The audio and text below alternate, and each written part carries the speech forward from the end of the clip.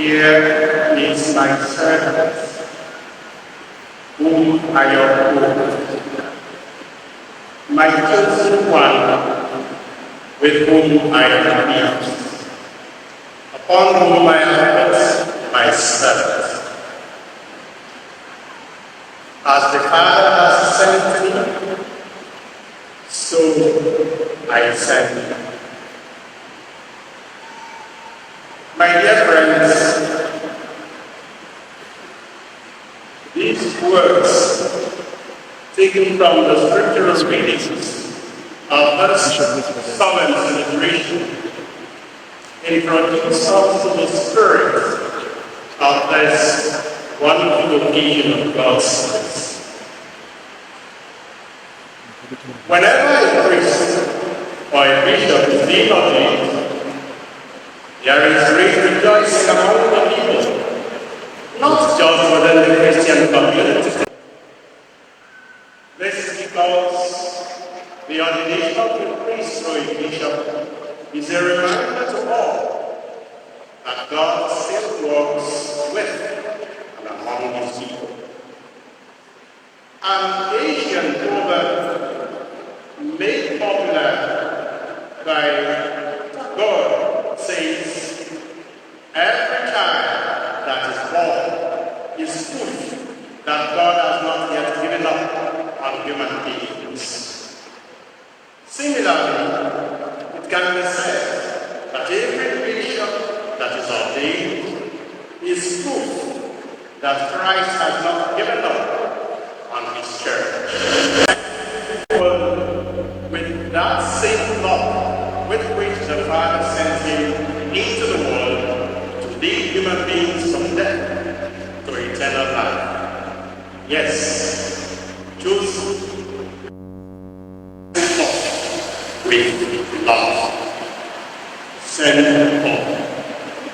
Of course, you know that a contemporary religious movement in Nigeria wrongly called Pentecostalism. Because if any church is to be called Pentecostal, it is that church that has had an unbroken history of the day of Pentecost till today. But these movements that were wrongly called Pentecostalism and the combination of superficial Americanism have come to not just our religious practices, but also our use of English language. Nigerians used to speak quaint English, and we were very good at that. Until Pentecostals used to send off instead of send off. God sends off, the church sends off. Bishop Obiatuegwu, blessed memory, God rest to tell us, we are here, you are there, we send you, you come back, report to us, and disappear.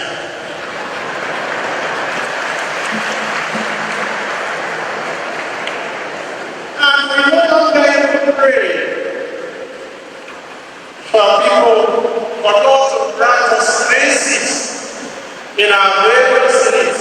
Honor was in our points of need, point and kill.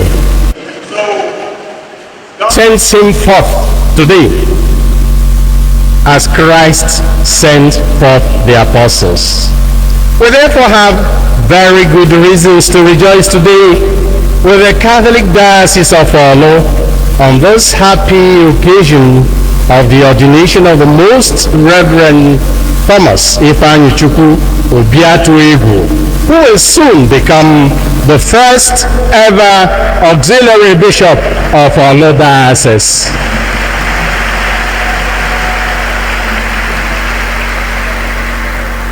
Yes, today and for many days and perhaps months to come, there will be rejoicing and celebrations because of those happy events. Congratulatory messages will continue to pour in for our beloved and venerable brother, and it is right for it to be so. For the Almighty One, the Mighty One has done great things for him and for us, and holy is his name. Nevertheless, we ought not to lose sight of the true reason for our celebration. We know that in Nigeria, those who are appointed to high offices often see it as an opportunity for amassing personal wealth, legitimately or illegitimately. Their friends and relations equally see it as a chance for them to do the same.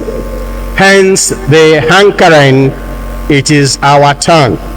It is the turn of our area to produce this or that. You see, when somebody is appointed to office in Nigeria, there is an unending pilgrimage to his private house, to his office. Sometimes he has no time even to organize himself. Then you have costly and glossy advertorials and billboards. In my own area, I talk of the politics of billboards. And at the end, you wonder why there is so much corruption in this country. We all, or most of us, expect whoever we have in a position of power and authority to bring home as much as possible from the coffers of government. But in the church, anyone who has been called to assume the office of a bishop has been invited, sometimes conscripted like Simon of Cyrene, to help Jesus carry his cross on the way to Calvary. So, my brother, my dear brother Thomas, welcome to the way of the cross. Still, I say congratulations to you for having been called to participate in a unique and intimate way in the saving mission of our Lord Jesus Christ.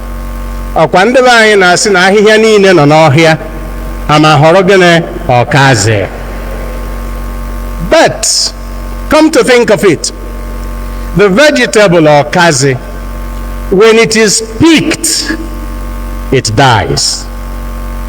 Ahịhịa ndị ọzọ nọ n'ọhịa ka dị ndụ mgbe a họrọ ọkazi omegene ọnwụọ.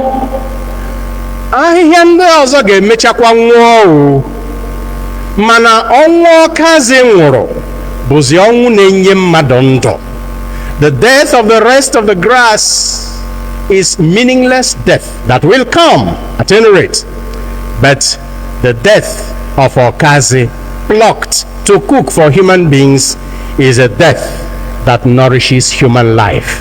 And that is why ahorogeta deka okazi, and you have to die. But when you die, you give life. You should not regard it as mere coincidence that you are being ordained in the holy season of Lent, just a few days to the beginning of Holy Week, the most sacred period of the Church's liturgical calendar, when we contemplate and celebrate the central mystery of our faith, the passion, death, and resurrection of our Lord Jesus Christ. It has become common to hear stories of priests struggling to become bishops, and even of some of them destroying one another in the process.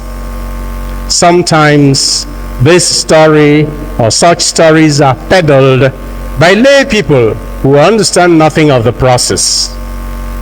Nothing can be more futile or farther from the truth, given that the process of appointment of bishops in the Catholic Church does not lend itself to such struggles. What happens is that sometimes, even without an open struggle, some priests, I say some, may engage in some ostentatious posturing and hypocritical obsequiousness in the hope of being noticed and recommended for the office. Such priests, like the sons of Zebedee, do not know what they ask. But it is not limited to priests. All our societies and sodalities in the church are faced with similar struggles. The CMO, CWO, Sion, Knights. Very often these organizations and associations are destroyed by the struggle for leadership or power. And I always tell my people, Ada zo oro azo. Ihe na-azo azo bụ gịnị? Oriri. Anybody who struggles and campaigns to become president or secretary of CWO, CMO, Knights, run onye ha bụrụ ka ọ na-abịa ịrụ, ọ na-abịa iri ihe.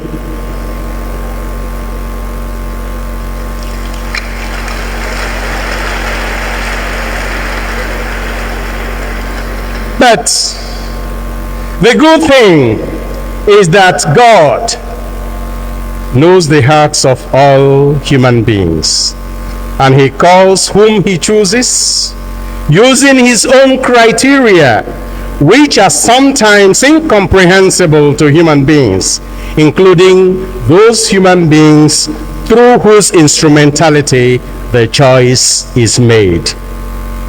Furthermore, in a rather absurd twist of what ought to be the situation of the order of things in the life of Christians in our land, some clerics and many lay persons often attempt to politicize the affairs of the local church without making any effort to evangelize local politics. Politics is readily brought into the church, but gospel values are not consciously injected into politics and public life. It is one thing to dance when we bring the book of the gospel into the church. It is another thing to accept the values of the gospel in our hearts and allow them to influence our decisions. You know, it's an irony, I call it, an irony of the sphere of influence. The Catholic Church is not a democracy and never has pretended to be one. And when your opinion is needed on any issue, it is asked. But the fact that it is asked does not mean that it will be taken. As bishops who have recommended candidates for the episcopate know very well, sometimes the choices are surprising. So, why do you try to influence who becomes bishop, or where the next jurisdiction, the next diocese should be, or where the seat of that diocese should be, and you are fighting and inhibiting the work of the church for such fights? Meanwhile, none of you so-called stakeholders can influence who becomes your local government councillor or local government chairman. None of you can influence who becomes the senator, member of House of Representatives, member of House of Assembly, let alone the governor. You'll be sitting here and they will appoint one from Abuja and you will carry your music to go and greet him. But when it comes to the church, the Pope chooses or the bishop decides and you protest. Kama anyị ga-azọwa ihe bara uru na gọọmenti, ndị be anyị n'ala Igbo emechichego aka o. Mgbe ndị ọzọ na-eke senatorial districts and local governments, ọ dị ka anyị nọ n'ụra. Ekechala senatorial districts and local governments, anyị azọwazia autonomous communities.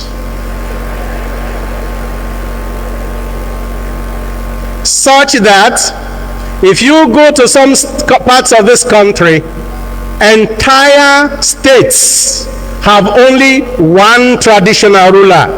But I think only the Imo State government knows how many Ezes there are in Imo State. There are over 800. And one of my priests, Father Eugene Odo, says, na ihe enwerekwa translation n'Igbo, mana Father Eugene Odo si na autonomous community bụ community gba ọtọ.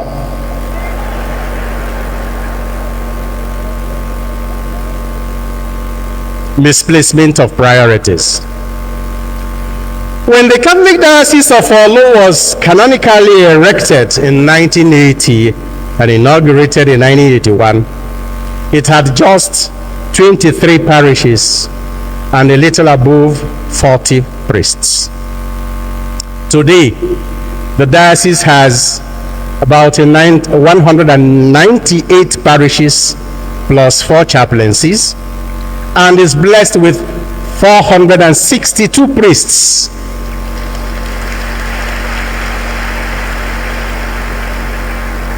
The rate of growth in the number of the religious and other lay faithful is likely to be still higher. And many of these priests and lay faithful are in other parts of the country and of the world, bringing the gospel of Christ to their brothers and sisters. If it was possible for Bishop Gregory Obinna, the pioneer bishop of Orlu, to oversee the spiritual and pastoral life of the then largely rural diocese all alone for nearly 3 decades, with all the challenges he faced as well as the growth and transformation that he engendered, one is only left to wonder how Bishop Augustine Ifeanyichukwu, the local ordinary since 2008, has managed to keep his shepherd's eyes and arms on and around all the structures of an ever-growing flock in a complex and continuously evolving society. The appointment of Msgr Thomas Ifeanyichukwu Obiatuegwu by the Holy Father Pope Francis to assist Bishop Okwama and his ordination today are therefore a very welcome development for which we are grateful to God and to the Apostolic See. Get it clear.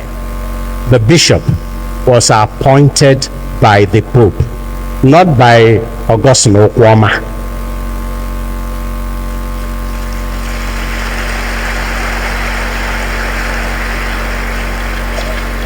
And he was appointed to help him, not to replace him or to compete with him.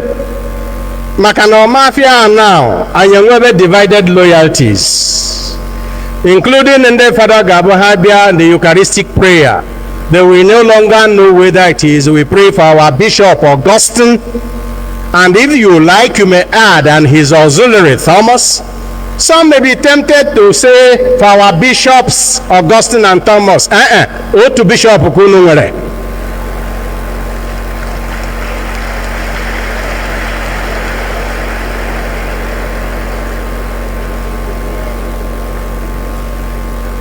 The first reading of today from the prophet Isaiah. In this reading, we are presented with a figure of God's servant.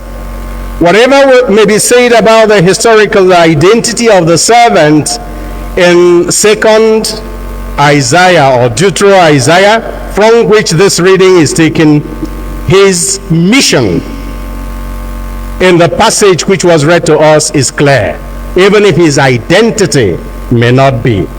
And that mission is to be a light to the nations, leading people from darkness to light, and thus bringing justice to the nations. With the humiliation and devastation suffered by God's people, many of whom were carried away into exile in Babylon in the 6th century before Christ, this prophecy of Isaiah came as a message of consolation and hope. The royal servant of God would bring about the restoration of a wounded people to their earlier glory, and he would do this in a gentle, patient, non-violent, and unobtrusive way. The bishop-elect had good reasons for choosing this reading for today. Kamama hozi hoji chuzo bebe kuna bishop galuo funwani. Gospel for Thomas, so we can understand that one. And this one talks about a quiet gentleman. We can understand it also. Mana Thomas,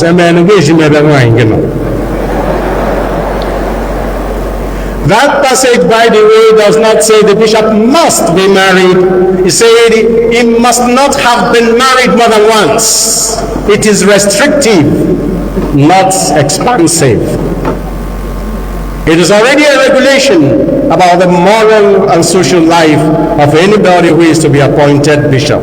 He can't just be any other good Christian, something more than that. So the bishop-elect had reasons for choosing this passage. Not crying out, not shouting, not making his voice heard in the street. A bruised reed he shall not break, a smoldering wick he shall not quench. Nevertheless, although this passage appears to be a pen portrait of our candidate, the prophecy is not about Thomas Obiatuegwu, but about Jesus Christ. A na-ekwu maka Jesu, ụfọdụ uche nọ maka bishọp ka a na-ekwu. O nwere nkwa a na-ekwere ndị bishọp na nnukwu ụkọchukwu.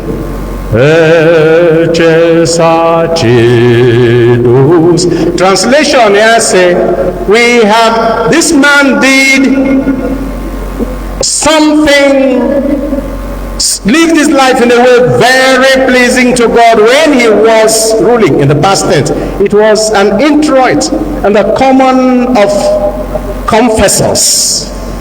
I don't know how it got to be used for bishops. And he says, we have never seen a man like him in keeping the commandments of God. Yeah. I'm going to record you. You can hold them mado. To madam de father, Netia Kahana pocket, Naja Bishop Waka. And the Hana sa, Yahu, only the Kagini, the Wihana Sochineke. When actually they are saying, when will this man go? Like the HSH, it is referring really to Christ. In the Gospels, Christ is seen as the fulfillment of this prophecy of Isaiah about the servant of God, including the prophecy about his suffering. And the liberation of human beings which Christ brings about does not come by coercion or violence. And it is only because and insofar as the bishop is configured to Christ and acts in persona et in nomine Christi, that is in his person and in his name, it is only because of this and insofar as he does this that the prophecy is also about him. In the person of Christ and in his name, the bishop exercises the three ministries or duties, tria munera, of Christ, the servant, the minister, teaching, sanctifying, and governing, in obedience to the will of the Father and out of love for humanity. Tria munera. The three munera, duties. I want to remind you that in ancient Roman Empire, in the ancient Roman Empire, munus is the word for servant or minister or household helper. But it is also the word for the gift the servant is given for performing his duties. The plural of munus is munera, from where you get remuneration. Remuneration should be gift that you give to a servant after he has performed his duties. It is not an entitlement. But here in our setting, we have ministers who allot to themselves salaries and allowances for jobs they will never do. and ha kpakọcha ego ahụ o nwere ụdịrị ihe na-eme o. When our public office holders, presidents, governors, and even senators and local government chairman ebidogwokwe, when they are going on the road, they will be moving with siren. And the siren will be shouting, piao, piao, piao, piao, go, go, go, go, away, away, away, away. You know what I tell you? And the Bible, those who will tell you away, away, away, away, go, go, go, go, are lepers. Ndị ọrịa ọcha, ndị ekpentaji. Ndị ekpentaji na-asị gị gbafuo maka na nkwudo oge na ịnwụkwala ahụ. So ndị a na-asị anyị gbafuo na ụmụ onye ohi, gbafuo na ụmụ onye ohi. Because if you are serving your people, why do you need a platoon of soldiers to protect and accompany you? Exposing these soldiers also and policemen to very risky life and conscripting them to protect you alone while our towns and communities are harassed and claimed by criminals.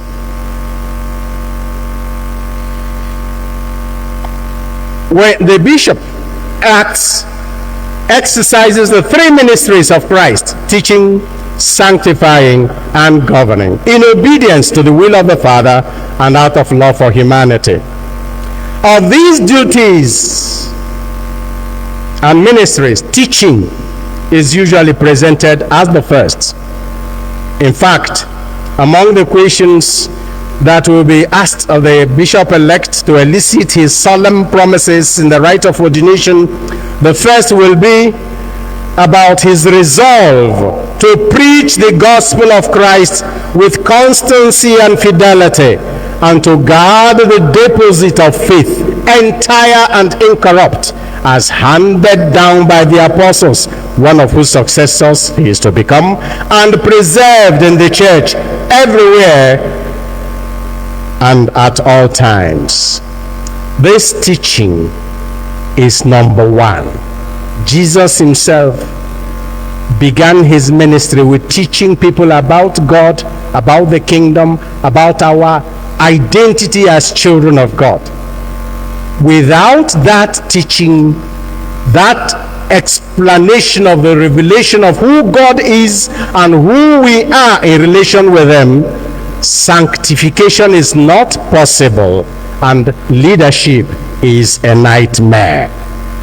We need to emphasize this, because even when Jesus thought of helping the people with a miracle in John chapter 6, when he hadn't explained to them his mission, there was nearly a revolt. They wanted to make him a king by force, and he had to run and hide. When he came back from the mountains, he sat down and taught them. And when the people understood what he really meant, the same people who wanted to make him a king left him and went away. That is the importance of teaching and explanation. Only with that, sanctification becomes possible, because sanctification is about intimacy with God, and it is the finish, the end of this teaching. And we cannot desire to be intimate with God if we do not know him. Similarly, leadership or governance is directing and pasturing the flock of Christ towards our heavenly home. But first, they have to understand what this home is. Recently, people tend to limit the prophetic mission of the church, especially of bishops and priests, which really means this teaching office of explaining the truth of the gospel to the world, so that the human beings may accept it, be converted, live differently, and transform our society. But people have tended to restrict this prophetic mission to what they call speaking truth to power. When they say that, they just mean criticizing government. Well, my brothers and sisters, the only influence the church can exert on people in public office is moral influence. But when the moral sensitivity or the moral veins of the society have collapsed, when the conscience has become numb, no amount of speaking truth to power will arrive at the heart. It is like a doctor trying to do intravenous injection in a patient whose veins have collapsed. The responsibility of the church is to revive the moral veins of society, to increase the moral tune of our society, so that the message of the gospel will begin to bear the expected fruit. Recent studies have suggested that the church is growing fastest and is most dynamic in Africa. One may be right to assume that Nigeria, because of its population and the phenomenal religiosity of its citizens, at least externally, accounts for much of this growth and dynamism. One may also further assume that the southeastern part of Nigeria is among the areas in the world where the church is very much alive and active. I just cited the example of the rapid growth registered in Orlu Diocese within 4 decades. This comes with many challenges and added responsibility. My people have a proverb.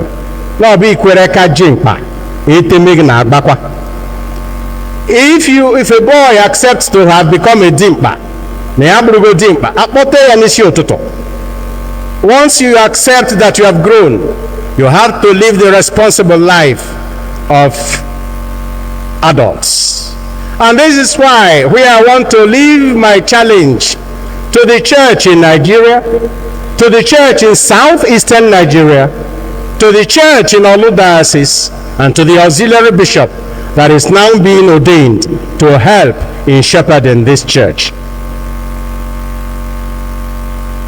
We have to make efforts to see that the number of Christians in our area corresponds with the depth of faith and the impact of Christianity in the lives of our people. One of my priests again, Father Osita Tadeus Asogwa, has spoken of a situation in Nigeria where we have more Christians but less Christianity, in a book that bears the same title. We are in need of a mature faith that becomes culture. And the Bible is no ajihe noro mbafo oburu omenala. Mana ezigbo ihe ọ nọkwanụ narị afọ ọ na onwe ike ịbụ omenala.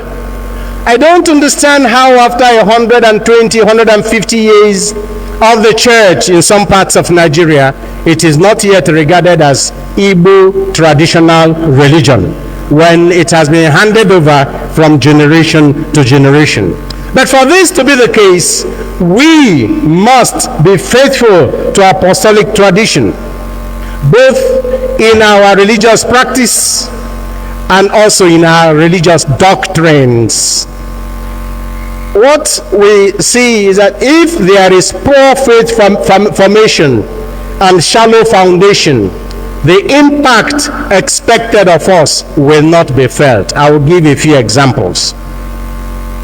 Orlu is predominantly Christian, or rather, predominantly Catholic.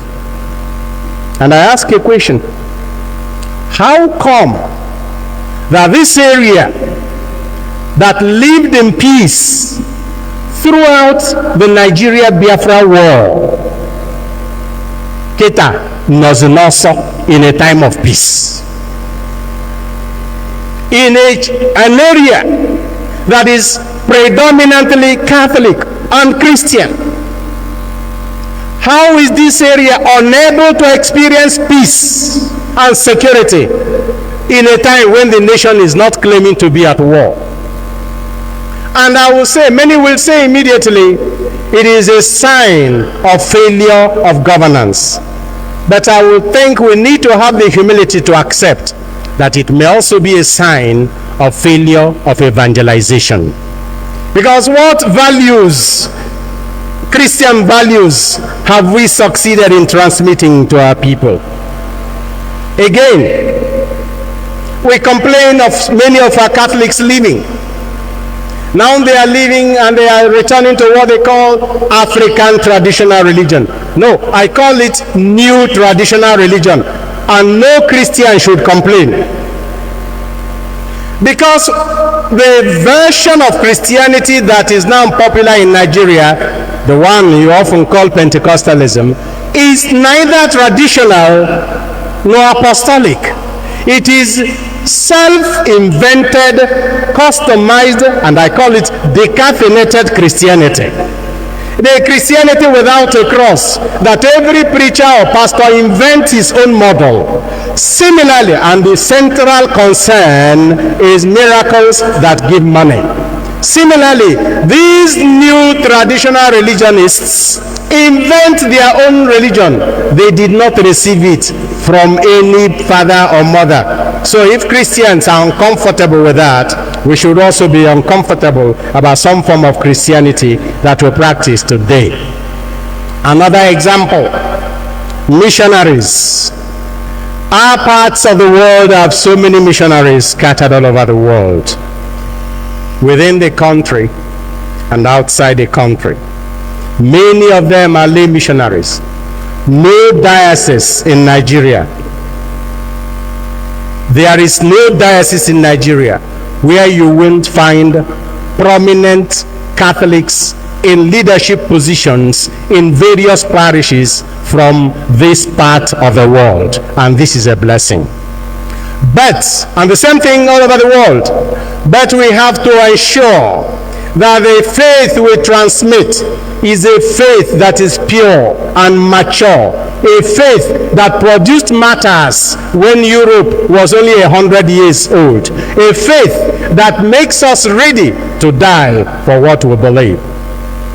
Otherwise, there may be the tendency for maybe some people to see the priests and religious on mission outside our nation, outside our country, only as a religious dimension of the Japa syndrome, or a means of foreign exchange earnings. If it is an expression of the missionary commitment of a church that's come of age, every part of the world will give thanks to God. Manano nwere n'ekode ndị fada unu kam na ayo.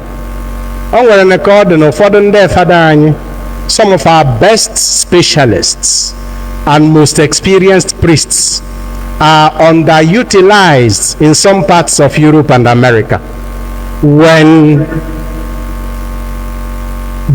our institutions are understaffed and young priests are dying looking for mentors.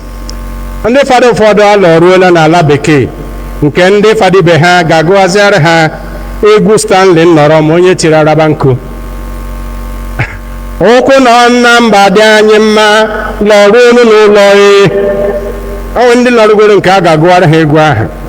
But we have in the life of Thomas Obiatuegwu an example that we can point at, and for this we thank God. So dear brother Tom, Orlu, you have been elected by God to help Bishop Augustine Okwoma. Yes, when it comes to positive qualities, your profile is written in speculatives. Very gentle, very calm, father figure, humble, wise.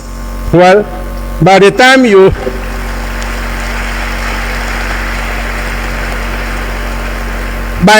you start helping Bishop Okwoma by supporting some of his principles and policies that may not be popular, your brother priest will begin to say, "Nah, amami ha na-eme ndị a mechie ha bishop. Tom change kwala o." No problems. It has to be so. You have to use these virtues, these qualities to help Bishop Okwoma. People will say that you are a good man, you will not give him trouble. And I think from what I have seen of you, it is true. But biko, trouble when he falls asleep on the cathedral, because only you can do that. And finally, I congratulate you, Bishop Okwoma. It was not easy going alone all this while. Your prayer has been answered. Pray also for some other dioceses and bishops who are praying and patiently waiting for the type of help we have received. Tom,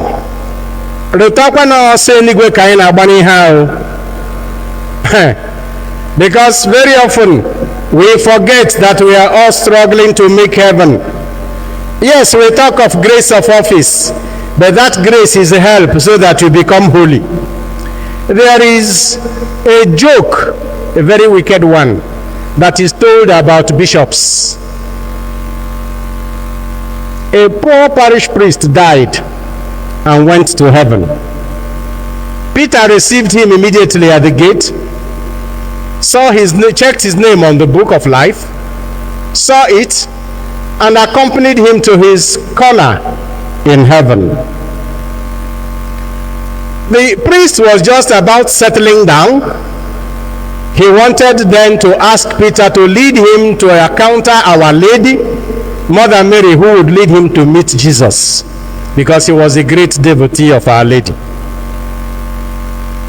But before he could do that, there was commotion in heaven. The angels were singing, trumpets were blowing. Bring it to completion, so that when you finally close your eyes in this world, the choir of angels will happily intone, Eccesacedos Magnus, Eccesacedos.